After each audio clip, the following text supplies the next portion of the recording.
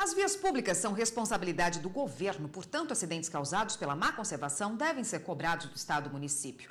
O município de Sapucaia do Sul foi condenado a pagar indenização de mais de R$6 mil por danos materiais a uma mulher.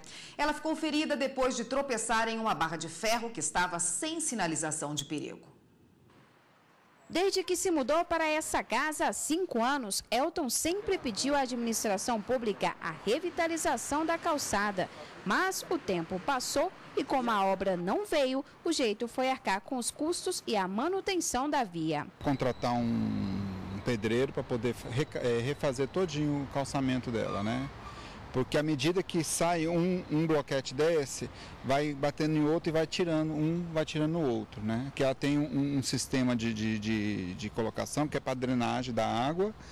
E se não tiver essa manutenção periódica, eles vão soltando todos, né, e ocasionando acidentes. E os tropeços, quedas e pequenos acidentes se multiplicam nas ruas. O relato é comum entre os brasileiros. Eu saí do banco, aí eu ia passando, aí tropecei e caí. Já quebrei foi o dedo, eu estava andando e tropecei, eu estava andando e machuquei o dedo. Nossa, tropecei, furei o pé porque tinha um ferrinho solto. A minha amiga outro dia torceu o pé num buraco, né? Aí vai pro hospital, fica lá horas e horas, um dia perdido.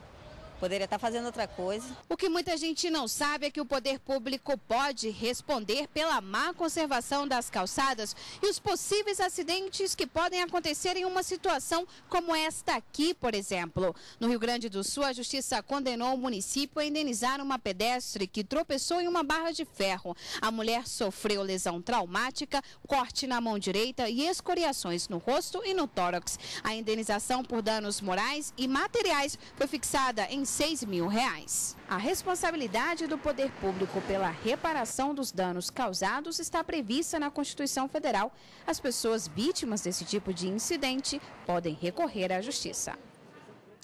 E a repórter Evelyn Araújo foi conversar com um especialista sobre esse assunto. Acompanhe.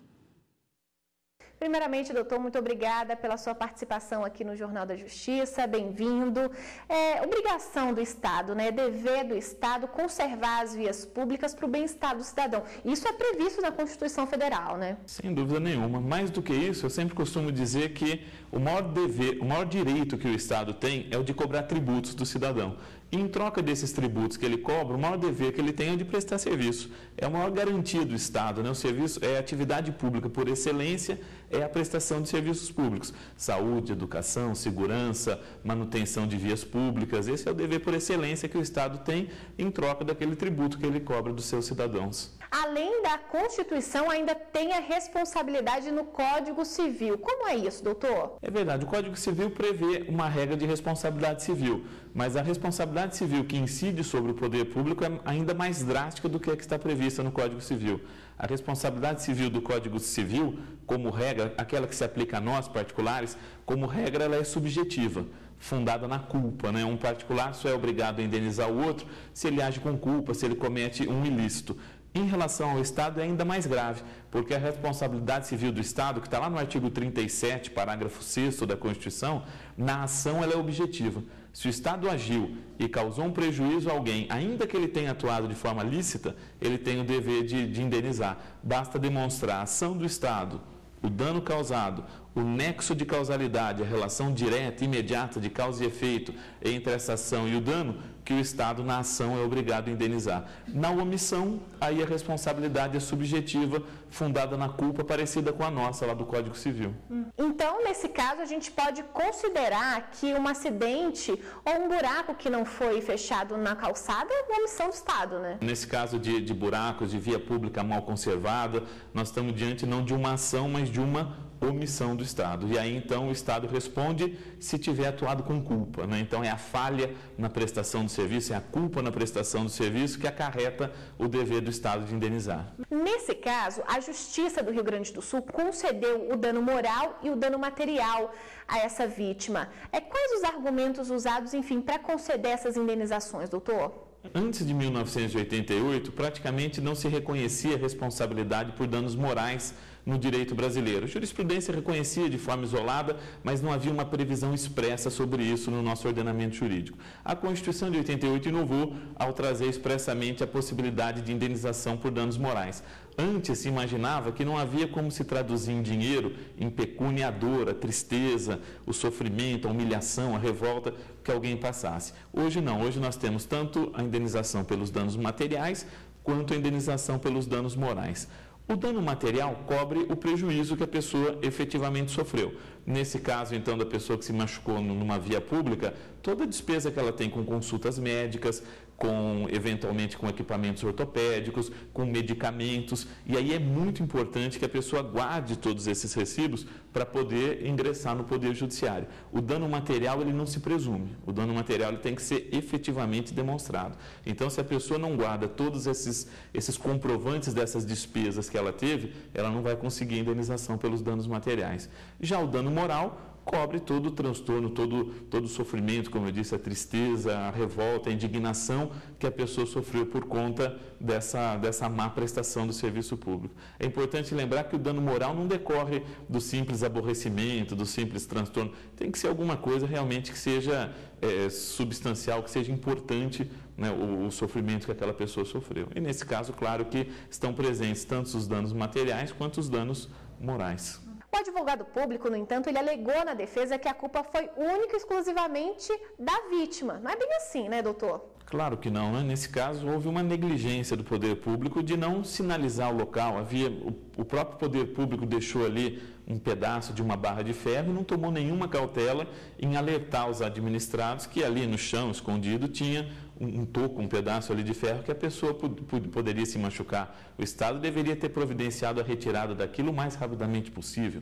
E quando não consegue fazer isso imediatamente, sinalizar, colocar um cavalete, colocar uma fita zebrada ali em volta para alertar o cidadão de que ali existe um perigo e que a pessoa possa evitar aquele perigo. Doutor, nós vamos continuar conversando, vamos destrinchar um pouco mais sobre esse assunto no próximo bloco. Nós voltamos agora ao estúdio com a Érica. Estados e municípios são responsáveis pela conservação das vias públicas e acidentes que aconteçam por falta de conservação podem gerar responsabilidade do governo. A repórter Evelyn Araújo continua a falar com o advogado Henrique Savottini sobre esse assunto. Nós voltamos agora com um pouco mais da nossa entrevista com o doutor Henrique Savottini. Doutor, vamos continuar então conversando sobre esse assunto. Esses processos na Justiça contra o Estado, eles são muito demorados. Existe hoje um avanço em relação a isso? O Poder Judiciário brasileiro tem evoluído no sentido da busca da celeridade processual desde a emenda constitucional número 45 de dezembro de 2004. Foi a reforma do Poder Judiciário, instituiu a celeridade processual como a grande diretriz aí da emenda constitucional 45 e o Poder Público vem fazendo um esforço no sentido de tornar esses processos mais rápidos, mais céleres. Recentemente foi aprovado o novo Código de Processo Civil, que entra em vigência em março de 2016, que também estimula a conciliação, que diminui a quantidade de recursos, faz um rito processual mais rápido e a expectativa é essa. A própria administração pública também vem se apercebendo da necessidade de parar de recorrer indefinidamente, né? Antigamente havia uma cultura de recurso. O próprio advogado público muitas vezes se sentia inimido em não recorrer e depois eventualmente ser responsabilizado por aquilo. Hoje já há uma visão diferente, tanto da administração pública, aliado a essas reformas legislativas que a gente vem sofrendo. O CNJ também faz um papel muito importante no sentido de estimular a conciliação, a solução de conflitos de forma mais rápida. Eu acho que todo esse arcabouço vai resultar numa diminuição numa diminuição do tempo de duração realmente desses processos. A gente vê que muitas vezes as pessoas se cansam de esperar o poder público, a administração, a prefeitura, e eles mesmos colocam a mão na massa, colocam um quebra-mola, uma calçada, consertam um buraco, mas isso às vezes pode ser perigoso, né, doutor? Isso é muito perigoso, né? O cidadão não pode pretender exercer ali tomar o papel do Estado e pretender ele mesmo ali resolver essa situação, né? O papel do cidadão é cobrar, é avisar o poder público, é chamar a imprensa tem um papel muito importante nisso também,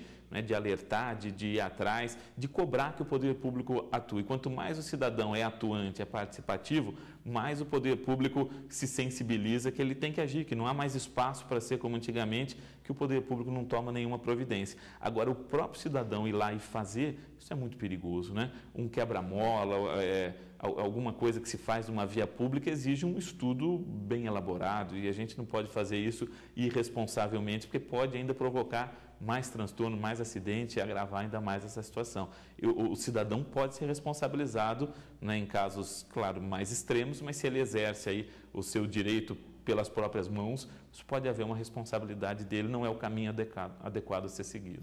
Nos casos de pessoa com deficiência, que, enfim, tem o direito garantido à acessibilidade, a rampas e tudo mais, ele também deve agir dessa mesma forma, cobrar do poder público? O caminho é o mesmo, né? O caminho é cobrar o poder público para que a legislação seja cumprida, né? Nós temos uma legislação muito boa em relação à acessibilidade, à obrigatoriedade de instalação de rampas, de piso tátil, todo tipo de acessibilidade para todos os tipos de portadores de deficiência. Infelizmente, o poder público se mantém inerte, se mantém ignorando essa determinação da lei. E o que ele tem que fazer é o mesmo que nós dissemos até aqui, cobrar o poder público, alertar a imprensa, ir ao Poder Legislativo, à Câmara de Vereadores, à Assembleia Legislativa e cobrar que o poder público assuma o seu papel de cuidar desse cidadão, né? Afinal de contas, o Estado existe para isso, para promover a paz social, para promover o bem comum, para cuidar das pessoas. É para isso que o particular renuncia de parte da sua liberdade em favor do Estado, para que o Estado cuide da gente. Doutor, muito obrigada pela sua participação conosco. Doutor Henrique Savoniti,